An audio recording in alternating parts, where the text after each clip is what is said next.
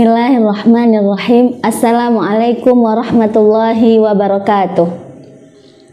Alhamdulillahirabbil alamin wa bihi nasta'in wa ala umurid dunya waddin. Wassalatu wassalamu ala asyrafil anbiya'i wal mursalin wa ala alihi wa sahbihi ajmain. Amma ba'. Alhamdulillah, puji syukur kepada Allah Subhanahu wa taala alladzi qad a'tana ni'aman katsiran. Sesungguhnya Allah itu sudah memberikan kita banyak nikmat. Ni'aman di sini jamak dari ni'mah. Jadi ni'mah satu nikmat. Akan tetapi ni'aman katsiran. Allah telah memberikan kita nikmat yang banyak sehingga patutlah bagi kita sebagai hamba Allah Subhanahu wa taala untuk mensyukuri nikmat-nikmat Allah yang ada di muka bumi ini. Mengapa Allah disandingkan dengan semesta? Karena semesta itu tidak hanya bumi, langit, planet-planet, akan tetapi seluruhnya, keseluruhannya. Tidak bisa kita bayangkan bumi dan seisinya, kemudian planet-planet, baik planet kecil maupun planet besar, maka itulah yang disebut dengan semesta dan termasuk matahari. Maka seharusnya bagi kita sebagai hamba Allah untuk mensyukuri nikmat-nikmat Allah yang telah Allah berikan kepada kita, baik nikmat kecil maupun nikmat besar. Qala ta'ala fil Qur'anil Karim, Bismillahirrahmanirrahim. Qul law kana al-bahru midadan li kalimati rabbi lanafidal bahru an tanfada kalimatu rabbi walau ji'na bimithlihi madada. Dalam surah Al-Kahfi Allah menjelaskan bahwasanya apabila lautan, seluruh lautan dijadikan sebagai tinta untuk menulis nikmat Allah, Allah Subhanahu wa taala menjelaskan dalam surah Al-Kahfi bahwasanya apabila Allah jadikan air laut sebagai tinta untuk kita menuliskan kenikmatan-kenikmatan yang ada di muka bumi ini, maka habislah air laut tersebut, akan tetapi nikmat Allah belum habis tertulis.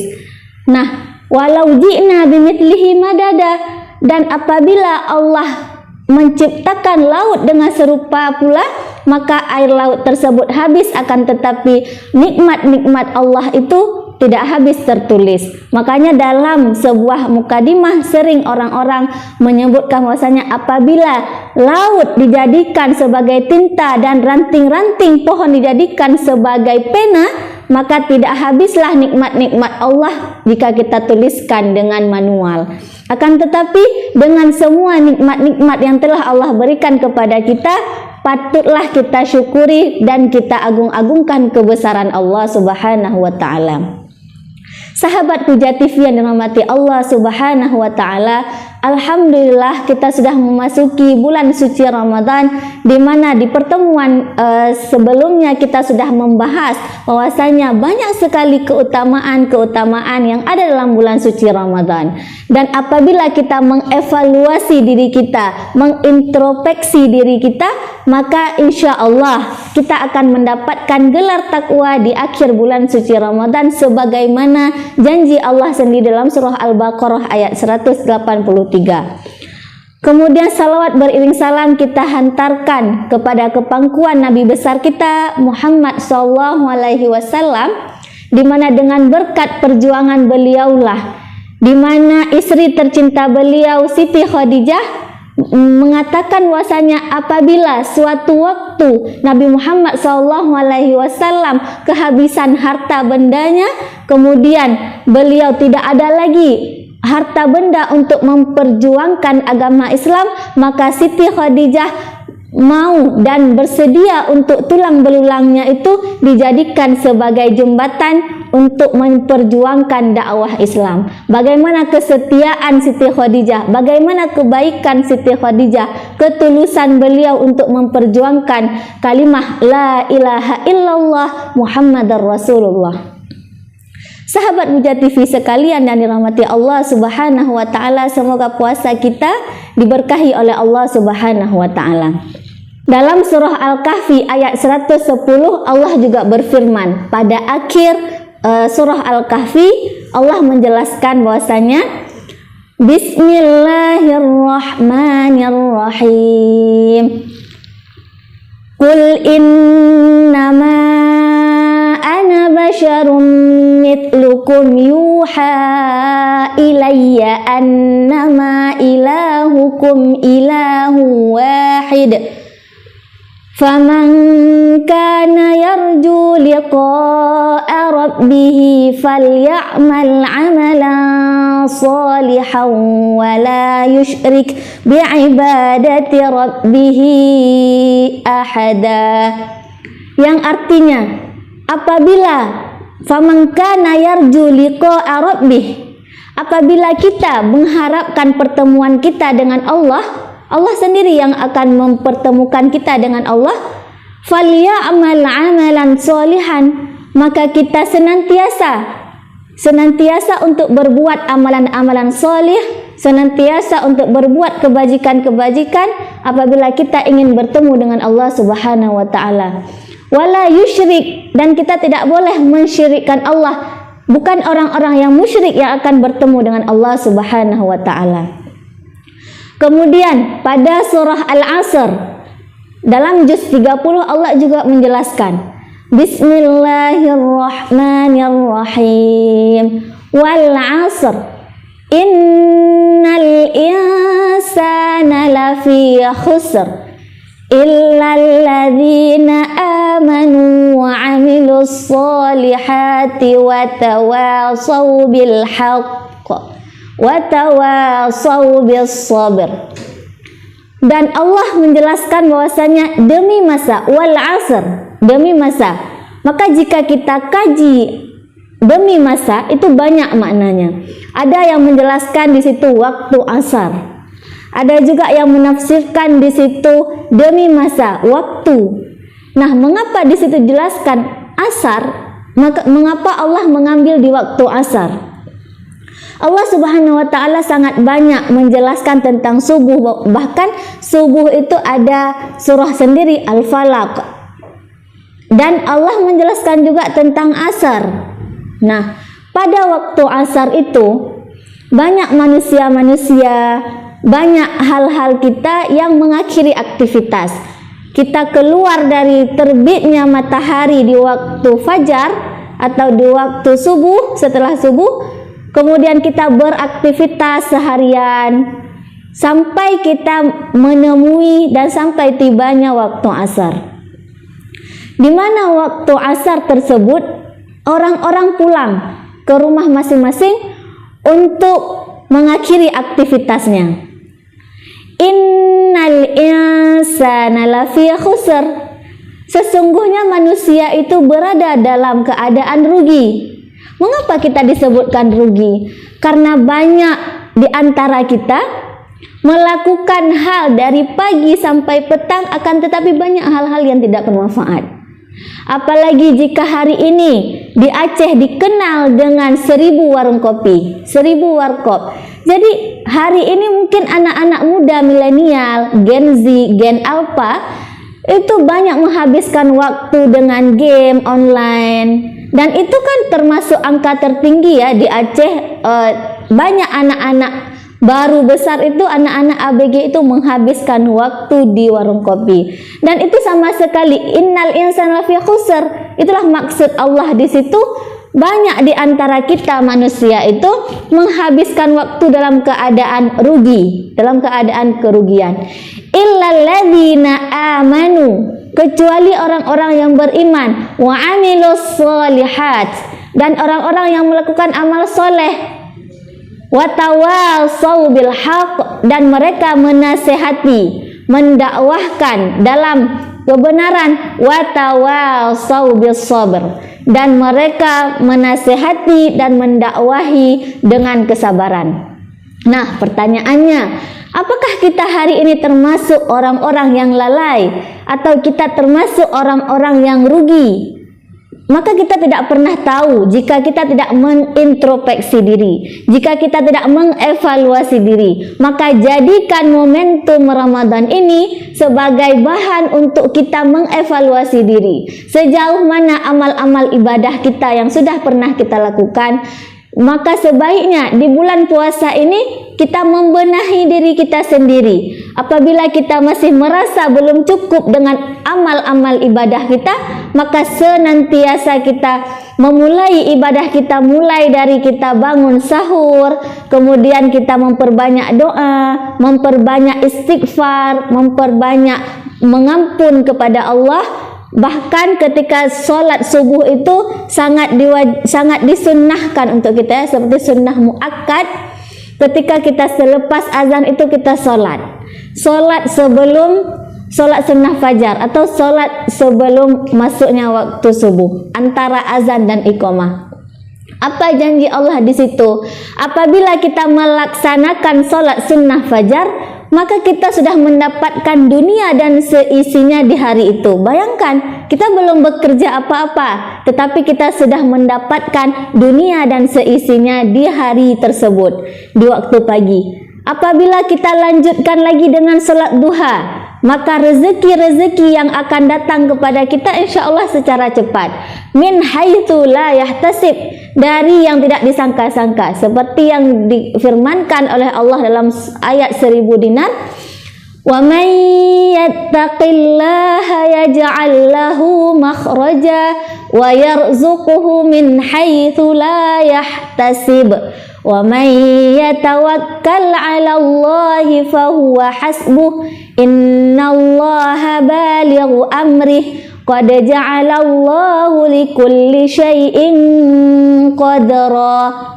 Maka di situ Allah menjanjikan untuk kita, yaitu rezeki yang tidak pernah kita sangka-sangka akan mendatangi kita. Misal, mungkin dalam keseharian kita hal-hal sederhana yang kita inginkan. Misal kita pengen makan rendang, tiba-tiba datang dengan sendirinya. Itu mungkin karena ada amal-amal ibadah kita yang tidak pernah tahu. Misal seperti kita sebelum berangkat kerja, kita pergi sholat duha, kita memulai aktivitas kita itu dengan mengingat Allah, dengan bertasbih kepada Allah, dengan membaca doa setelah sholat duha.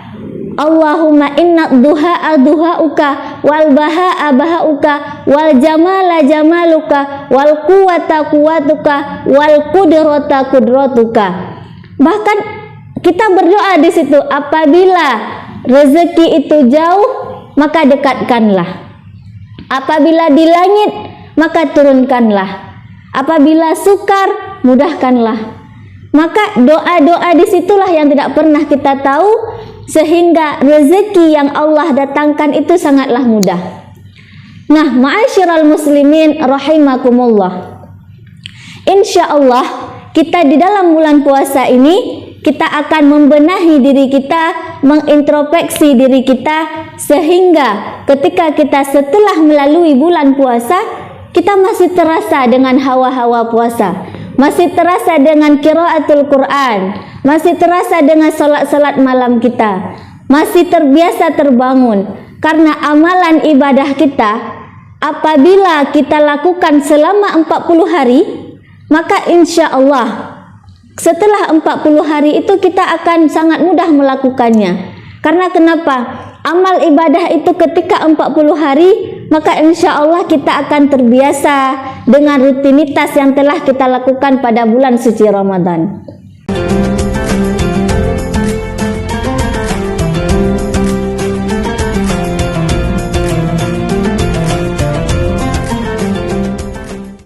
Sahabat Puja TV yang dirahmati Allah Subhanahu wa taala. Dalam kandungan surah Al-Asr tadi, insya Allah kita akan mengangkat sebuah tema pada pertemuan hari ini, yaitu kesabaran yang tiada batasan. Masyarul muslimin rahimakumullah, kesabaran yang tiada batasan itu sebenarnya sabar itu bisa dikatakan dalam mahfudzat murrun. Apa itu murrun? Murrun itu pahit. As-sabru kas-sabri murrun fi madzaqatihi. Sabar itu awalnya pahit, akan tetapi setelah kita jalani, kita telusuri, kita banyak bersabar, maka pahit itu akan terasa manis. Hal manis itu tidak kita dapati di awal, akan tetapi kita dapati di akhir. Setelah kita mendapatkan sebuah cobaan, setelah kita mendapatkan sebuah ujian, maka kita akan merasakan manisnya sebuah kesabaran. Jika kita telaah, ketika kita berada di bangku SD, itu mungkin sebuah ujian itu hanya dengan kehilangan pensil atau kehilangan buku atau ada PR yang belum dilakukan, sedangkan besok kita akan jumpa dengan pelajaran tersebut. Akan tetapi itu sebuah ujian atau sebuah cobaan bagi anak SD. Kemudian ketika kita melalui SD, SMP, SMA, mungkin level kesabaran atau level ujian yang Allah berikan itu sudah lebih naik daripada anak-anak SD. Kemudian ketika kita beranjak di universitas, maka mungkin kita mendapatkan tugas-tugas dari dosen, atau kita mendapatkan halangan membayar SPP, atau mungkin orang tua kita sudah tidak sanggup membayar SPP karena ada adik-adik kita yang harus dibiayai. Maka dari itu level kesabaran, level ujian harus kita naikkan lagi. Dalam surah Asy-Syahr, Bismillahirrahmanirrahim.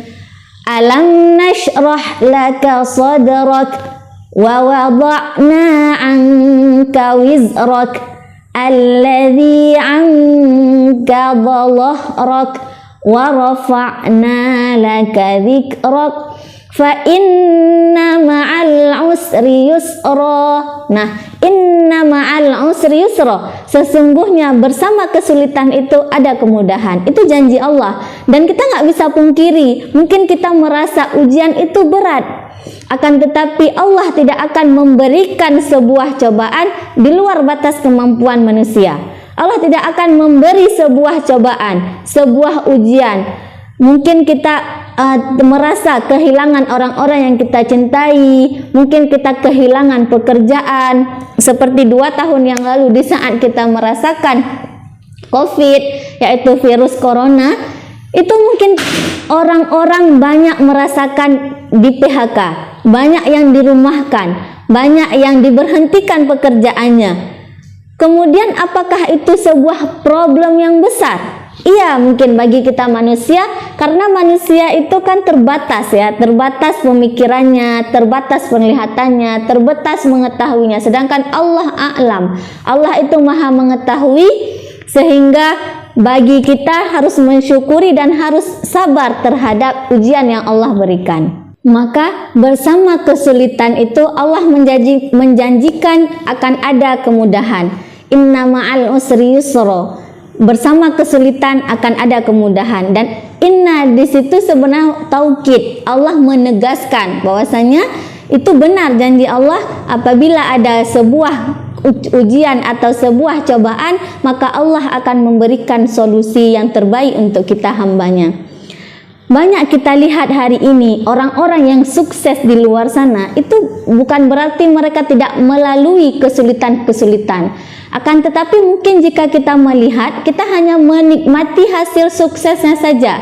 Akan tetapi kita tidak mengetahui bagaimana background sebelumnya, bagaimana cobaan-cobaan yang dilalui oleh orang yang sudah sukses tersebut. Bahkan orang-orang sukses di dunia juga, mereka juga awalnya mengalami trouble atau mereka mengalami ujian-ujian, bahkan mungkin ujiannya sampai ke 99 kali dan ke 100 kali mereka baru menghasilkan, baru merasa berhasil setelah kegagalan yang mereka lalui 99 kali.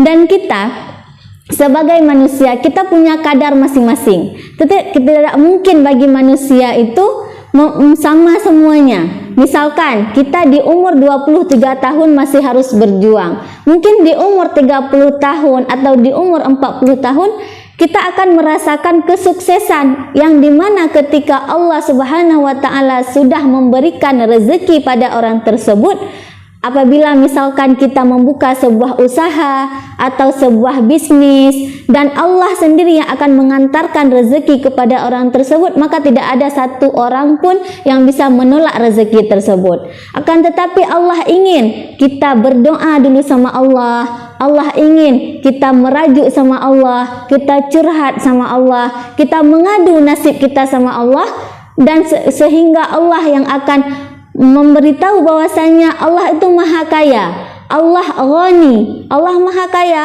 Allah Ar-Razzaq, Allah itu maha memberi rezeki, sehingga kita sebagai manusia apa yang kita khawatirkan? Bahkan sedetik atau sehari yang akan datang ke depan, kita sebagai manusia tidak ada daya dan upaya untuk mengetahui apa yang akan terjadi 1 hari atau 2 hari yang akan datang.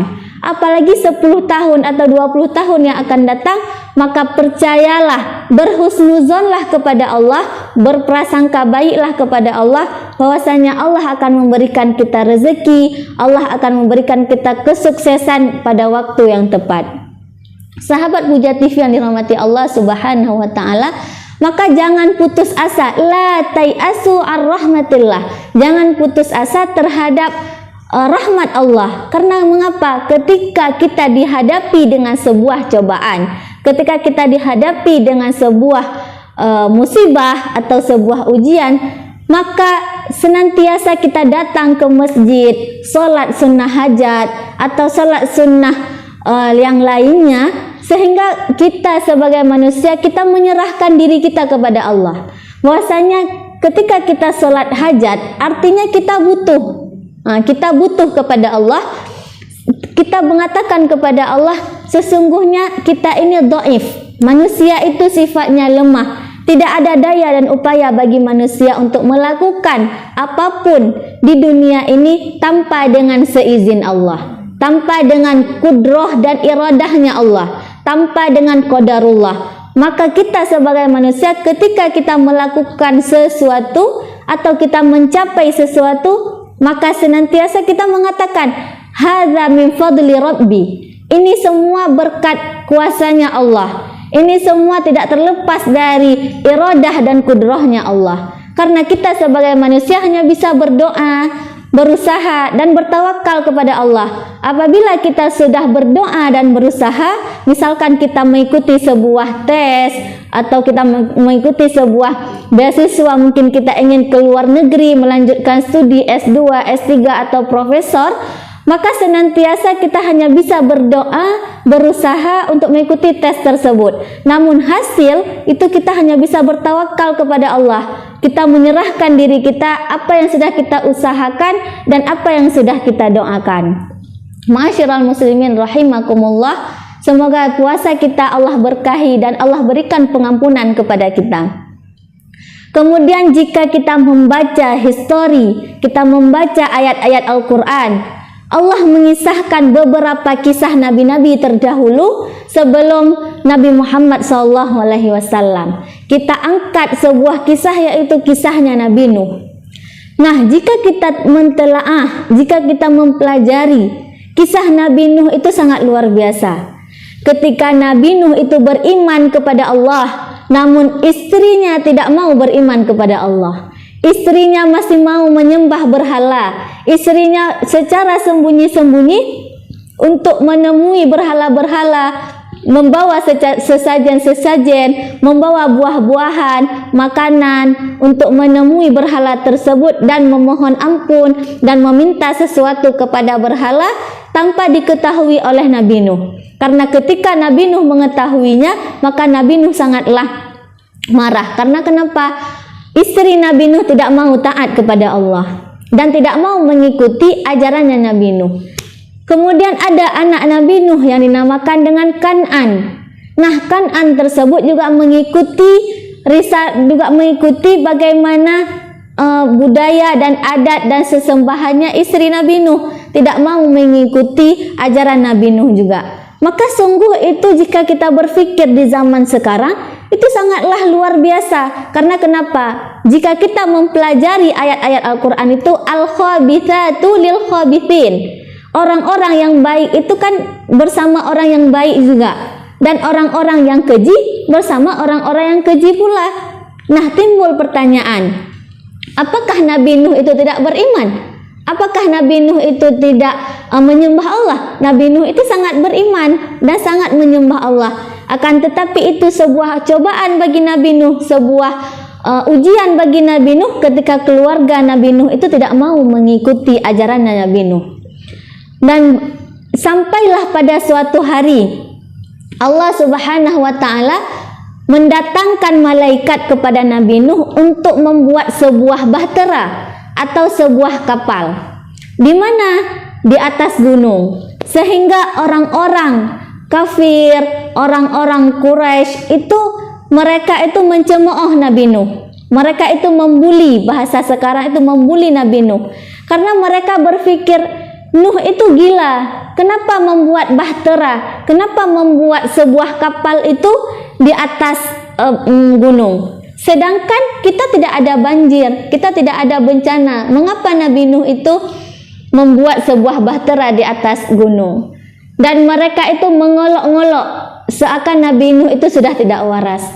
Ma'asyiral muslimin rahimakumullah, maka senantiasa kita mempelajari lagi apakah hal yang diperintahkan oleh Allah itu tidak baik? Tidak, akan tetapi apa yang diperintahkan oleh Allah, Allah mengetahui apa yang akan terjadi sebulan, 2 bulan, bahkan bertahun ke depan. Datanglah sebuah bencana. Akan tetapi Nabi Nuh, ketika kita membaca dalam Al-Quran, itu Nabi Nuh membuat sebuah kapal itu juga sangat tidak mudah. Karena kenapa? Nabi Nuh itu menanam dulu pohon-pohon sehingga menunggu pohon-pohon itu besar dan menebang pohon tersebut, mengambil kayu-kayunya sehingga batang-batang dari pohon yang Nabi Nuh tanam tersebut dibuatlah sebuah kapal yang sangat besar. Sehingga tibalah waktu bencana selama 40 hari, banjir yang sangat luar biasa. Bayangkan 1 hari 2 hari banjir aja sekarang kita sudah sangat kewalahan dan sudah sangat mengeluh, masuk berita dan sebagainya. Akan tetapi di masa Nabi Nuh tersebut, bahtera yang dibuat oleh Nabi Nuh selama beberapa waktu, bahtera tersebut berfungsi dan bahtera tersebut dinaikkan. Pada lantai 1 itu dinaikkan hewan-hewan seperti unta dan hewan-hewan yang ada pada masa Nabi Nuh. Kemudian di lantai 2 itu ada manusia. Nah, manusia-manusia yang mengikuti Nabi Nuh itu tidak banyak. Jika kita bacakan dalam riwayat itu hanya 80 orang saja. Bayangkan beratus tahun Nabi Nuh itu berdakwah, akan tetapi yang mengikuti ajaran Nabi Nuh itu hanya 80 orang. Mungkin ada riwayat hadis lain atau riwayat di penulisan lain mengatakan lebih dari 80 orang. Nah, di lantai 1 itu ada hewan, di lantai kedua itu ada manusia atau al-insan, kemudian di lantai paling atas itu ada burung-burung. Nah, berlayarlah kapal Nabi Nuh yang sudah Nabi Nuh rancang selama beberapa hari ke belakang. Dan Nabi Nuh itu mengajak Kan'an, mengajak istrinya, akan tetapi anak-anaknya itu menertawakan Nabi Nuh, mengolok-ngolok Nabi Nuh, mengatakan bahwasanya Nabi Nuh itu sudah tidak waras. Akan tetapi pada hari itu mereka tidak mau mengikuti Nabi Nuh. Nah, apa akibat yang terjadi kepada keluarga Nabi Nuh? Mereka semua tenggelam, mereka semua dibawa oleh banjir. Sungguh yang dirasakan oleh Nabi Nuh itu sebuah kesedihan yang sangat amat sedih. Karena kenapa? Jika kita fikir, jika kita flashback, Nabi Nuh sebagai orang yang menerima perintah dari Allah membuat sebuah bahtera besar, akan tetapi keluarga Nabi Nuh itu tidak mau mengikuti Nabi Nuh bersama Nabi Nuh untuk naik kapal. Nah, iktibar yang kita bisa ambil atau nasihat yang bisa kita ambil dari sebuah kisah Nabi Nuh itu, maka kesabaran yang dimiliki oleh Nabi Nuh itu tiada batas. Mungkin jika hari ini kita diberikan cobaan tersebut, belum tentu kita mampu, belum tentu kita sanggup melewatinya, karena kesabaran yang Allah berikan kepada Nabi Nuh itu tiada batasnya. Dan kita lihat lagi kepada kisahnya Maryam. Nah, kisahnya Maryam itu kan tidak punya suami. Akan tetapi Allah berikan cobaan juga yang sangat dahsyat kepada Maryam. Maryam Allah perintahkan untuk pergi jauh dari masyarakat. jauh dari warga. Untuk apa? Untuk menyendiri di samping sebuah sungai, di mana sebuah sungai itu Allah juga tanamkan di situ sebuah pokok kurma, sebuah pohon kurma, di mana Allah Subhanahu wa taala ingin memberikan seorang pria terhadap Maryam. Lalu Maryam berkata, bagaimana aku memiliki seorang anak laki-laki sedangkan aku tidak disetubuhi oleh seorang laki-laki, sedangkan Maryam itu tidak mempunyai suami. Bagaimana Maryam bisa mempunyai seorang anak sedangkan Maryam tidak ada suaminya? Sahabat Puja TV yang dirahmati Allah Subhanahu wa taala, kemudian Allah Subhanahu wa taala memerintah kepada Maryam untuk tidak berbicara selama Maryam mengandung. Apabila ada orang-orang yang menanyakan kepada Maryam apa yang Maryam lakukan atau mengapa Maryam mengandung, maka Allah Subhanahu wa taala untuk tidak boleh memerintahkan kepada Maryam untuk tidak menjawab apa yang dipertanyakan oleh manusia pada saat itu. Kemudian Maryam merasakan kesakitan, Maryam merasakan sebuah ujian, di mana ujian tersebut belum pernah dirasakan oleh Maryam sendiri. Kemudian pada saat melahirkan, bayangkan ketika hari ini kita, bahkan ketika 9 bulan mengandung itu, 2 bulan mengandung kita udah ke dokter untuk periksa, kemudian kita sudah menanyakan, bahkan sekarang canggih, semua itu bisa kita lihat di layar bagaimana keadaan bayi. Bayangkan ketika masa itu tidak ada alat-alat secanggih itu, dunia ini belum modern, sehingga Maryam tidak tahu bagaimana kondisi haus atau laparnya bayi yang dikandung oleh Maryam tersebut. Kemudian Allah memerintahkan Maryam untuk menggoyangkan pohon kurma tersebut. Nah, apabila ada pohon kurma, sedangkan Maryam itu sedang mengandung, akan tetapi Allah memerintahkan untuk menggoyangkan pohon kurma tersebut, sedangkan Maryam itu tidak punya energi lagi, tidak ada daya dan upaya di saat itu karena ingin melahirkan. Kemudian pada saat Maryam ingin melahirkan, maka Allah Subhanahu wa taala memerintahkan kepada Maryam untuk menggoyangkan pokok kurma tersebut, sehingga jatuhlah kurma yang belum masak atau jatuhlah kurma yang hampir masak itu, dan Allah Subhanahu wa taala memerintahkan Maryam untuk makan kurma yang ada di pohon tersebut. Nah, coba kita bayangkan, coba kita renungi terhadap kisahnya Maryam tersebut. Mungkin jika kita hari ini diberikan cobaan seperti yang Maryam rasakan, belum tentu kita akan sanggup. Karena kenapa? Jika kita lihat ya, di zaman 2025, 2024, 2023, itu hampir setiap hari kita mendengarkan keluh kesah dari manusia. Karena sedikit saja cobaan, sedikit saja ujian, itu banyak manusia itu yang mengeluh. Dan bahkan jika iman seseorang tidak kuat dalam hati manusia, maka sangat mudah bagi seseorang itu untuk bunuh diri. Seperti yang kita lihat di negara-negara barat, itu yang mayoritasnya non-muslim, maka mereka itu sangat mudah untuk bunuh diri. Ketika mereka stres dari pekerjaannya, mungkin mereka mengalami sebuah problem dengan bosnya atau dengan pimpinannya, maka ketika mereka pulang dari pekerjaan tersebut, di tengah perjalanan mereka dengan sangat mudah untuk bunuh diri. Mereka sangat mudah untuk mengakhiri hidup mereka. Akan tetapi ketika kita ada keimanan dalam hati kita, kita berpikir ini hanyalah cobaan yang Allah berikan, dan ini hanyalah dunia semata. Dunia itu fana, hanya sementara. Kita tidak tahu apakah kita mungkin pulang dari sini, mungkin Allah sudah mencabut nyawa kita, atau mungkin besok, atau mungkin setahun yang akan datang, kita tidak pernah tahu. Maka amal apa yang sudah kita persiapkan hari ini, saudara-saudari sekalian? Amal apa, bekal apa yang sudah kita bawa ke alam kubur? Bekal apa yang sudah kita bawa ke alam barzah? Amalan-amalan apa yang sudah kita perbuat di dunia ini?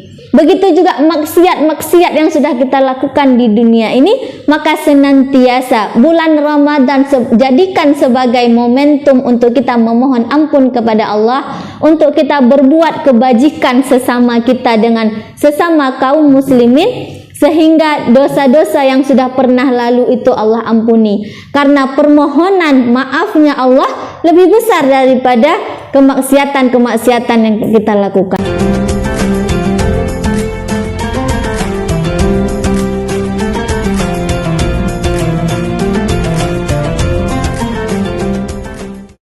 Sahabat Hujatif yang dirahmati Allah Subhanahu wa taala, jika kita kembali lagi ke kisah Maryam tadi, maka Maryam yang tidak punya seorang suami tetapi bisa melahirkan seorang nabi. Nah, kita sebagai perempuan itu sebagai madrasatul ula, sebagai ibu yang pertama untuk anak-anak kita. Jangan kita berpikir untuk apa kita belajar, untuk apa kita lanjut studi, untuk apa kita berkarir. Tidak. Akan tetapi kita, pintarnya seorang ibu itu bisa melahirkan pemimpin-pemimpin yang solih, pemimpin-pemimpin yang bertanggung jawab, pemimpin-pemimpin yang jujur. Itu dilahirkan dari seorang ibu yang beriman, seorang ibu yang solihah, mar'atus solihah. Perempuan yang beriman itu lebih berharga dari apapun. Hari ini kita lihat ibu-ibu, mungkin kalau misalnya kita menikah belum siap secara finansial atau belum siap secara fisik, itu akan melahirkan anak-anak yang tidak bisa mengontrol emosinya. Akan tetapi ketika kita menikah di saat waktu yang sudah siap dengan finansial, kemudian dengan ilmu agama yang kita bekali, kita ada mengaji pranikah sebelum kita nikah, maka insya Allah kita akan melahirkan generasi-generasi Qurani, generasi-generasi Islami yang akan memimpin masa depan kita 10-20 tahun yang akan datang. Ma'asyiral muslimin rahimakumullah, sahabat Hujatif yang dirahmati Allah Subhanahu wa taala, senantiasa kita belajar, senantiasa kita merenungi atau mempelajari atau mentelaah apa yang sudah Allah firmankan dalam Al-Quran. Banyak sekali kisah-kisah Nabi terdahulu, kisah-kisah Rasul terdahulu, yang dimana mereka ujian yang Allah berikan itu sangatlah dahsyat. Ujian yang Allah berikan itu sangatlah besar dibandingkan ujian-ujian yang kita hadapi hari ini. Mungkin yang kita hadapi hari ini, mungkin kita tidak bisa menguliahkan anak kita atau tidak bisa melanjutkan anak-anak kita ke universitas-universitas yang besar atau yang favorit. Maka mungkin kita bisa antarkan anak-anak kita itu ke dayah atau ke tempat-tempat belajar, di mana tempat belajar tersebut dibekali ilmu akhirat. Karena mungkin jika kita ingin balance antara dunia dan akhirat, maka fa'alaihi bi'ilmi. Idza aradat dunya fa'alaihi bil ilmi.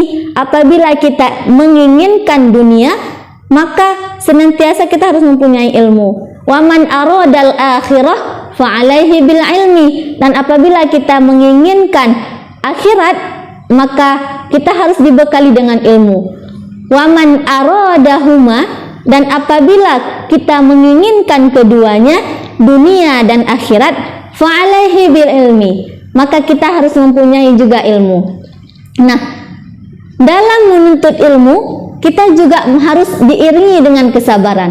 Allah Subhanahu wa taala sangat banyak memfirmankan ayat-ayat suci Al-Quran, di mana dalam setiap ayat tersebut Allah menegaskan wa basyiris sabirin atau innallaha yuhibbus sabirin. Nah, di situ artinya Allah sangat menegaskan banyak kemuliaan, banyak keistimewaan terhadap orang-orang yang sabar. Karena kesabaran itu tidak didapati di awal, atau hasil dari sebuah kesabaran itu tidak didapati di awal, akan tetapi diakhiri, manisnya kesabaran itu di akhir. Nah, jika kita melihat kategori sabar itu ada 3. Ada kesabaran tingkat dorro, ada kesabaran tingkat zalzala, dan ada kesabaran tingkat ba'sa. Ketiga kesabaran yang tingkatan atau kategori kesabaran itu ada 3, itu berbeda-beda levelnya. Ada kesabaran terhadap karir kita, terhadap tempat pekerjaan kita, atau terhadap dunia pendidikan kita. Kemudian ada zalzala, ada kesabaran terhadap karir-karir kita, atau bisnis kita, atau masa depan kita. Nah, apabila Allah mengambil suatu saat nikmat yang ada pada diri kita, maka kita harus bersabar. Maka kita harus merenungi bahwasanya apa yang dimiliki oleh kita hari ini itu sepenuhnya bukan milik kita, akan tetapi itu milik Allah Subhanahu wa taala. Sehingga kita merasakan kesabaran dan keikhlasan. Ketika kita ikhlas, ketika apa yang Allah ambil dari kita dan kita ikhlas, maka insya Allah hati kita terasa tenang, hati kita terasa tentram, karena kita sadar bahwasanya apa yang kita miliki di dunia ini seperti anak itu hanya titipan dari Allah, bukan semata-mata milik kita. Sehingga ketika Allah Subhanahu wa taala ingin mengambil anak itu suatu waktu, kita juga tidak bisa terlalu merasakan kesedihan yang berlarut, akan tetapi kita sadar dengan keimanan yang kita punya bahwasanya semua itu hanyalah titipan semata, hanyalah sementara, dan ketika Allah mengambilnya kembali, kita dengan hati yang lapang, dengan hati yang ikhlas. Allah juga berfirman, alladzina yunfiquna fis-sarra'i wad-dharra. Allah Subhanahu wa taala berfirman bahwasanya orang-orang yang menginfakkan hartanya di jalan Allah dalam keadaan sarra'i wad-dharra, dalam keadaan hati yang senang dan dalam keadaan hati yang susah. Nah, artinya ketika kita berinfak itu bukan berarti kita dalam keadaan lapang saja. Jika kita berinfak dalam keadaan lapang, maka itu sangatlah mudah infak bagi kita. Misalnya ketika awal bulan, ketika kita sudah dapat fee atau kafalah, itu mungkin kita mudah untuk berinfak. Akan tetapi ketika akhir bulan atau di pertengahan bulan kita sudah habis mungkin rezeki-rezeki kita, hanya tinggal beberapa saja, maka senantiasa kita juga bersedekah, juga infak indama dharra, ketika dalam keadaan kita sempit, maka kita juga harus berinfak. Tidak hanya ketika dalam keadaan kita lapang, akan tetapi di keadaan kita sempit, kita juga harus menginfak. Apabila kita pergi sholat sunnah tarawih, kemudian kita pergi sholat sunnah subuh, maka sedekah subuh itu sangat dimuliakan oleh Allah. Insya Allah dengan kita sedekah subuh itu walaupun jumlahnya kecil, akan tetapi Allah insya Allah akan membalas dengan rezeki yang lebih besar yang tidak pernah kita sangka-sangka. Sahabat Hujatif yang dirahmati Allah Subhanahu wa taala, senantiasa ketika bulan Ramadan ini menambahkan keimanan kita, menambahkan amal ibadah kita, sehingga pada akhir bulan suci Ramadan kita bisa melaksanakan sholat Idul Fitri dengan hati yang tenang dan dengan amalan-amalan yang sudah Allah angkat, sehingga amalan-amalan yang setelah bulan puasa ketika Syawal dan seterusnya kita masih bisa melakukan amalan yang kita lakukan pada bulan suci Ramadan, sehingga kita terbiasa dengan qiraatul Quran, summa sholli indal lail atau salat malam, kemudian berinfak inda sarra wa dharra, kita menginfak di saat kita sedang lapang dan sempit, kemudian kita bersabar terhadap apa-apa yang sudah kita lewati selama berpuluh-puluh tahun ke belakang. Mungkin jika kita melihat lagi kisah-kisah yang terdahulu, kisah-kisah yang Allah tuliskan dalam Al-Quran, maka ketika kita mempelajari lagi, ketika kita mentadabbur ayat-ayat suci Al-Quran, maka kita teringat lagi bahwasanya ujian yang Allah berikan kepada orang-orang terdahulu seperti nabi-nabi terdahulu, maka ujian yang kita hadapi hari ini tidak ada apa-apanya dibandingkan ujian-ujian yang sudah dihadapi oleh nabi-nabi terdahulu atau rasul pada dahulu yang mereka itu berdakwah. Sedangkan kita hari ini ketika kita berdakwah di sosial media atau kita berdakwah secara lisan, itu ketika kita ada hambatan atau trouble itu kita mungkin menyerah. Kenapa menyerah? Karena mental kita itu tidak kuat seperti nabi-nabi yang atau rasul-rasul terdahulu. Seperti kita lihat Nabi Muhammad SAW, bahkan beliau itu kan, jika kita lihat beliau rasul yang sangat anbiya, rasul yang sangat dimuliakan oleh Allah. Bahkan Allah sendiri dan para malaikatnya bersalawat kepada Allah. Innallaha wa malaikatahu yusalluna 'alan nabi ya ayyuhalladzi sallu 'alaihi wa sallimu taslima. Allah Subhanahu wa taala dan para malaikat itu bersalawat kepada Allah. Nah, sedangkan kita sebagai manusia, berapa kali ada kita bersalawat kepada Rasulullah SAW selama berpuasa? Karena ketika kita bersalawat kepada Rasulullah SAW tanpa kita berdoa sama Allah, Allah mengetahui apa yang kita inginkan di masa yang akan datang. Ma'asyiral muslimin rahimakumullah, semoga apa yang kita sampaikan bermanfaat untuk diri kita sendiri dan bermanfaat untuk sahabat-sahabat yang ada di Puja TV dan bermanfaat untuk kaum muslimin dan muslimah yang ada di seluruh muka bumi ini. Karena seperti yang Allah firmankan dalam surah Al-Asr itu, watawasau bil haq watawasau bis sabr. Nah, di situ Allah menegaskan orang-orang yang tidak rugi itu orang-orang yang sudah mendakwah atau menasehati untuk kesabaran dan menasehati untuk kebenaran. Billahi fisabilil haq fastabiqul khairat. Akhirul kalam. Assalamualaikum warahmatullahi wabarakatuh.